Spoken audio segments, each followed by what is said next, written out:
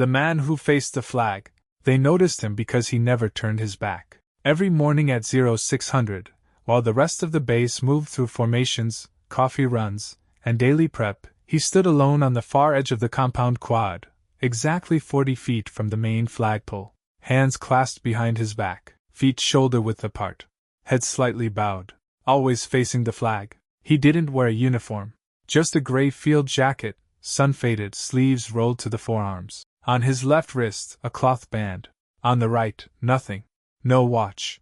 No patch. No name. He didn't salute when the anthem played. He didn't speak when the flag was raised. He just stood. Still. Every morning. No one knew his role. Some thought he was a groundskeeper. Others assumed VA outreach. He didn't carry tools. Didn't have clearance tags. Never moved past the inner boundary. But he was always there when the flag rose, and gone before first formation broke. Morales noticed him on day 2. What caught his eye wasn't the stance, it was the stillness. In a place full of motion and noise and pride, this man didn't move to be seen. He stood like the silence itself required structure. On day 4, Morales slowed his steps as he crossed the quad. Just for a second. Just long enough to register the man's boots. Brown leather, cracked at the toe, no laces. They weren't standard issue. They weren't new. They were the kind of boots someone never stopped wearing, even after the ground changed. And that morning, when the wind caught the edge of the flag and snapped it sharp against the pole, the man didn't flinch. He just blinked once, as if something far behind the horizon had called his name, and he chose not to answer. It wasn't much of a conversation. Morales didn't plan to say anything. He just lingered one morning, long enough to break the rhythm. The man had already taken his place, hands behind his back, eyes forward, boots planted like roots. The flag hadn't risen yet. The wind was low. Morales slowed near the steps, feigning a calf stretch. Watching without watching. The man glanced once. Not a turn. Just a flicker of attention, as if registering Morales' presence the way a soldier registers range and cover. After a moment, Morales spoke. "You former?" The man didn't answer right away. Then, "No such thing." His voice was quiet. Not gruff. Just measured, like every word had to be weighed before release. Morales nodded, unsure if that meant yes or no. "You here with the unit?" he asked. "No." "Family?" "No." The answers weren't dismissive, just trimmed. Like someone who'd learned to ration words. Morales hesitated, then tried again. "You served?" The man didn't move his eyes from the flagpole. "Still am." That froze Morales. He didn't know what to say to that. Before he could think of anything, the speakers cracked, and the anthem began. The man didn't shift, just lifted his chin a fraction. No salute, no hand to heart. When the last note faded, Morales instinctively looked over. The man blinked once, slow, then spoke without turning. "Some things don't stop when the uniform comes off." Then he walked away. No limp, no swagger, just boots crunching the gravel like a slow metronome. Morales stood there long after he was gone. And for the first time, he didn't feel like a candidate on base. He felt like a student who'd just been handed a question with no right answer. The next time Morales saw him, he wasn't alone. 2 logistics staff from admin were walking the quad, checking pole fixtures before the inspection. They spotted the man before he noticed them, standing in his usual place, 0600 sharp, facing the flag. One of them, a younger guy with a clipboard and a radio clipped to his belt, muttered something under his breath. "Still got that statue out here, huh?" The other laughed. "Dude's got no clearance, no badge, nothing. Just stands there like it's his yard." They approached with casual arrogance, the kind that wraps itself in protocol. "Sir?" the radio guy called. "This is an ops-secured area. We need to verify your clearance." The man didn't respond, didn't even blink. The second staffer raised his voice slightly. "Sir, do you work on this base?" Still nothing. Clipboard guy stepped closer. "You can't loiter here without identification." The man finally turned his head, just slightly, and looked at them. Not aggressive, not tired, just calm. "I'm not loitering. You don't have credentials. I'm not inside the perimeter." The staffer hesitated. "Still, we need to report your presence to security." "You can." The flag began to rise. He turned his eyes back. The moment stretched. Then Morales stepped forward. He'd been watching from the stairwell, unseen but close. "Sir," Morales said, speaking to the staffers, "he's not a threat." They turned. You know him? No. But I see him every morning. Radio guy narrowed his eyes. Then he's not base personnel. Morales shrugged. He doesn't cross the line. He doesn't interfere. He doesn't speak. So let him stand. There was no rule against it. No directive either. Just quiet. Eventually, the staffers backed off, muttering about policy and gate IDs. When they were gone, Morales turned toward the man. But the man didn't look at him. Didn't acknowledge the moment. Just watched the flag as it reached the top of the pole and caught the wind. He didn't need protection. He didn't need defense. But someone had stood up for him anyway. And that, somehow, felt heavier than any salute. Morales couldn't shake the feeling. There was something about the way the man stood, not rigid like a recruit, not at ease like a visitor. It was deliberate. Practiced. Like every breath near the flagpole was ritual. He had to know more. That night, after chow, Morales slipped into the base records annex. It wasn't off-limits, just buried. A two-room prefab near the old armory, rarely used except for admin audits and dusty personnel pulls. He logged in under the training division node, keyed in the standard search path. Civilians, visitors, non-enlisted access logs. Nothing. No name. No log of a retired SEAL standing on the quad. He tried another route. Base maintenance records, civ contracts, med support, even chaplain entries. Still nothing. Then he changed the angle. He searched the flagpole, flag replacements, flagpole maintenance, ceremonial adjustments, and that's where he found it. A scanned report from 2011. Short. Sparse. Flagpole number 1 lowered during security red status. Civilian at observation distance remained on perimeter. No breach. Refused to move. No name given. No complaint issued. Security officer noted, man stood the entire time. Left only after flag was re-raised. Behavior not hostile. Recommendation, no action. Attached to the report was a grainy photo.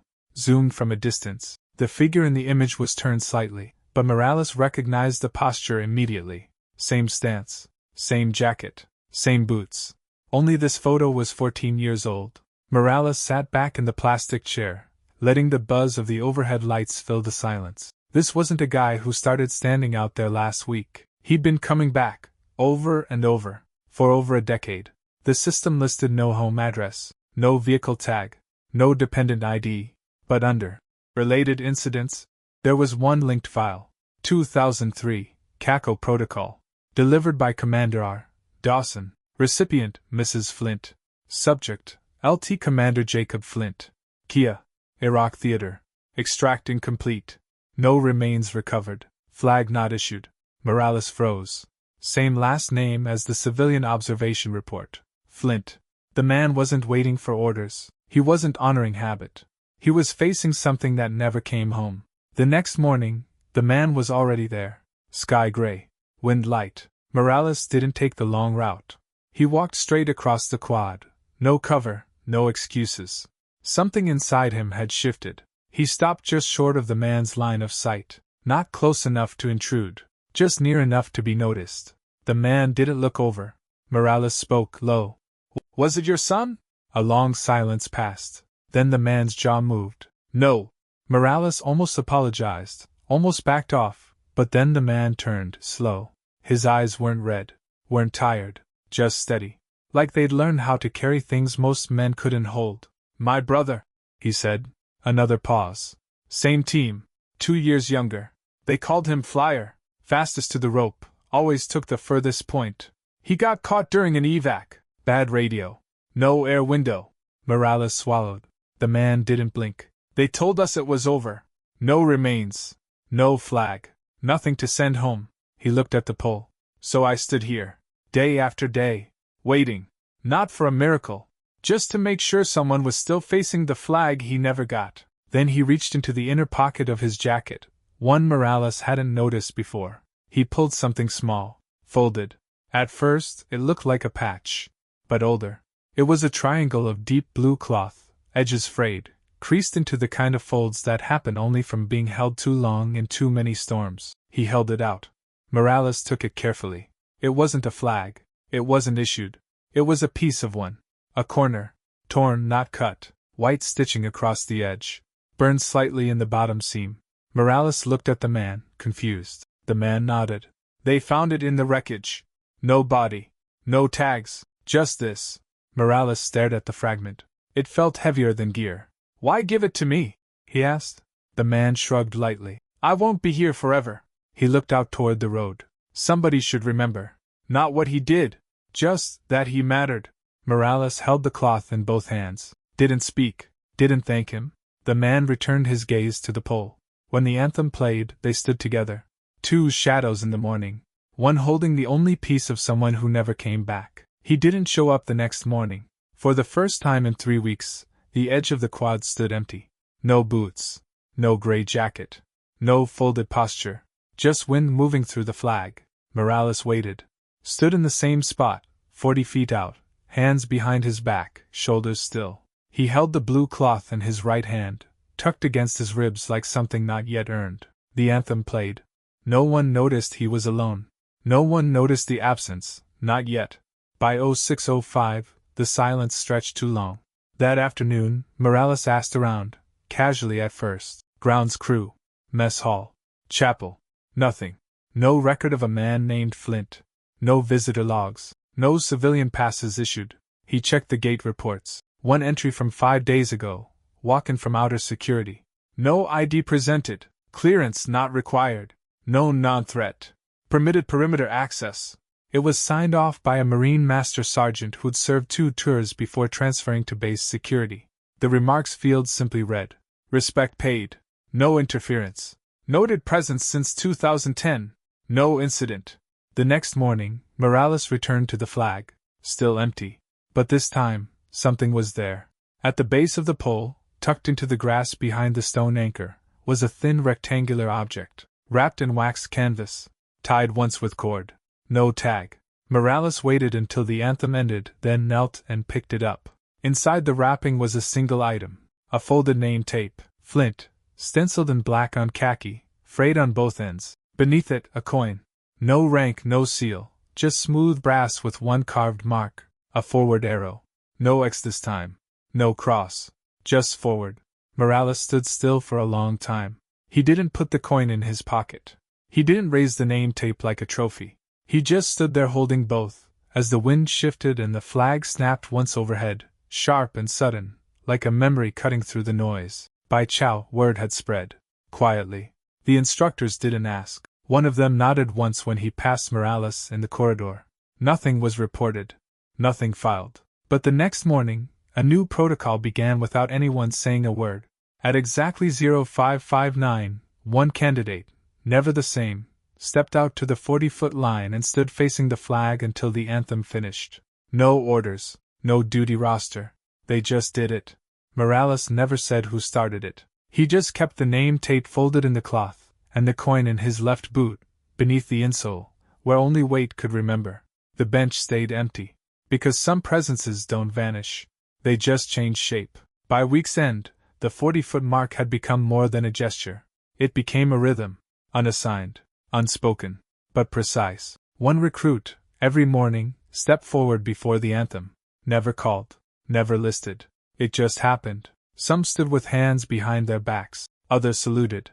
A few simply bowed their heads. But they all stood. And no one ever faced away from the flag. Morales didn't choose who stood watch. He didn't lead it. But he was always there, nearby, not in front.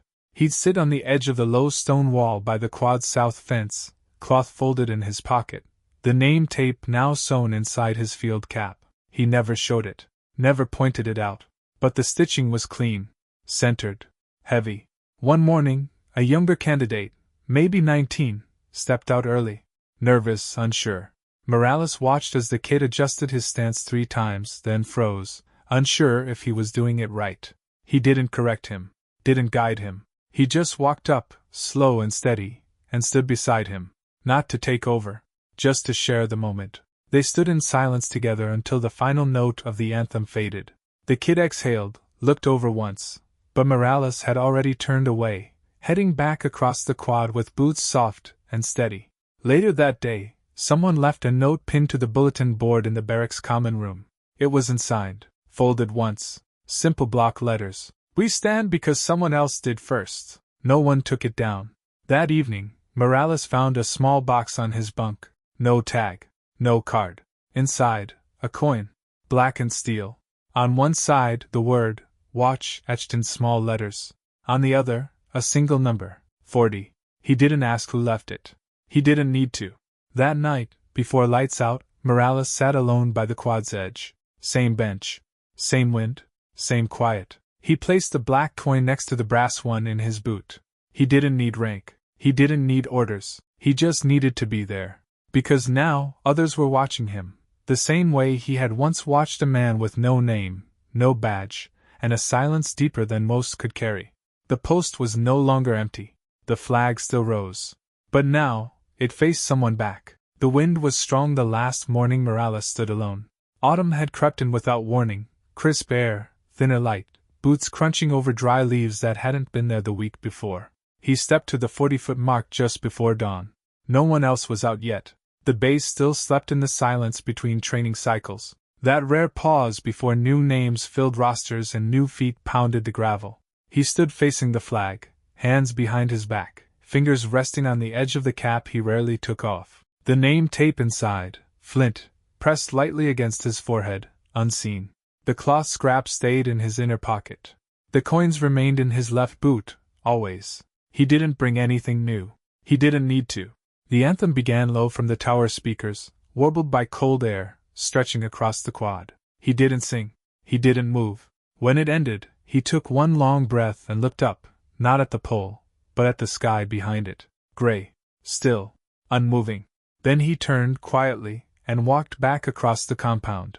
That day, Morales didn't speak during drills, didn't joke at chow, didn't run the extra lap, but his presence held the same weight it always did, not heavy, not loud, just grounded.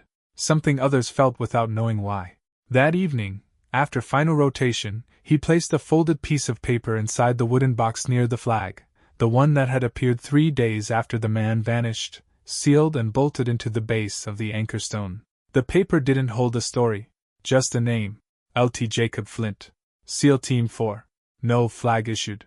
Still standing. He placed it inside and closed the lid without sound. Later that week, Morales was reassigned. Temporary outpost duty.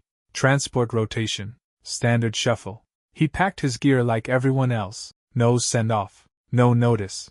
When the new class arrived, no one told them what the 40-foot mark meant. It wasn't briefed. It wasn't on the schedule. But on their third morning, a recruit stood there on his own. No prompting. No question. He just stood. And after the anthem, walked away without saying a word. That night, the instructors found something resting on the edge of the stone wall. A fresh coin, unmarked, warm from someone's hand. No one claimed it. No one needed to.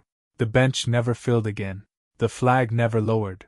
And the man with the silence? He was never seen after that season. But he was never missing either. Because now, someone always stood. And that's all he ever asked?